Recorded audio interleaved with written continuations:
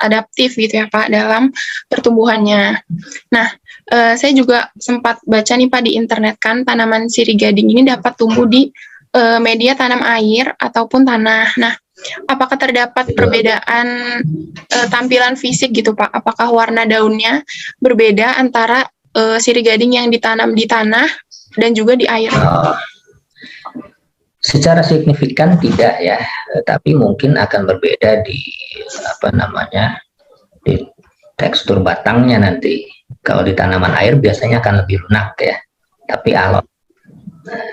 Kemudian kalau di air itu biasanya tampak agak lebih pucat biasanya dibandingkan kalau kita tanam dengan media tanah. Itu saja, tapi secara signifikan tidak terlalu. Bergantung bagaimana kita merawatnya nanti.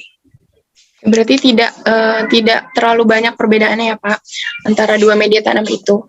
Nah, tadi yang perhatikan kalau di media air mungkin agak lebih lambat pertumbuhannya. Oh iya, agak. Ya, menurut Bapak, tanaman sirih gading ini sendiri lebih cocok diletakkan di dalam ruangan ataukah di luar ruangan? Baik, seperti yang saya sampaikan sebelumnya, memungkinkan untuk dikondisikan di luar ruangan, memungkinkan juga dikondisikan di dalam ruangan ya. Kalau nanti terjadi perubahan warna ataupun misal ada gejala sedikit terbakar ya karena terpapar sinar matahari, bisa dikondisikan dalam agak masuk ke teras lah ya, jangan ke dalam ruangan, ke teras lah.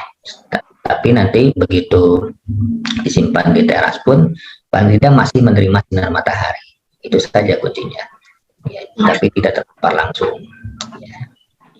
Berarti memang sangat cocok gitu ya Pak untuk di dalam ruangan maupun di luar ruangan, di teras maksudnya ya. Kalau di dalam ruangan pastikan juga penerangannya juga bagus ya. Di dalam ruangan juga mungkin disimpan di dekat jendela bisa, supaya penyinarannya masih bisa terjaga.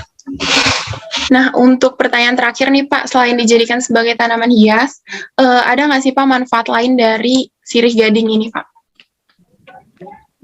Kalau manfaat, kalau kita bicara manfaat, ya bahwa tanaman hias itu beberapa seringkali kenapa kita perhatikan di jalan tol misalkan ya, sepanjang jalannya kan pasti ada tanaman hias di situ.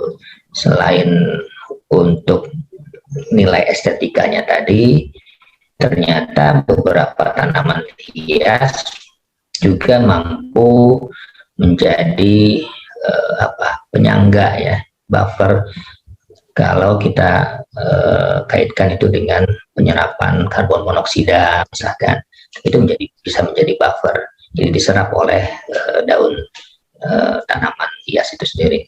Sama halnya seperti pada sirih gading juga bisa menjadi buffer tadi. Karena itu hanya saja nanti kalau nanti disimpan di ruangan, pastikan kalau tanaman-tanaman seperti ini ya, atau seperti barangkali Anda tahu di Funbacea ya, itu jangan sampai termakan ya, jangan sampai termakan oleh hewan peliharaan kita, karena cukup bisa dikatakan nanti beracun bagi hewan tersebut. Jangan sampai ya kena dampaknya tadi ya. Tapi pada prinsipnya tadi kalau kita bicara manfaat, selain jelas nilai estetikanya, dia bisa sebagai buffer untuk polusi udara. Oke, berarti emang sirih gading ini selain proses perawatannya mudah, terus tanamannya juga adaptif, dia juga bisa dijadikan sebagai buffer ya Pak. Jadi cocok sekali untuk dijadikan tanaman hias juga bisa sebagai. Betul. Iya Pak.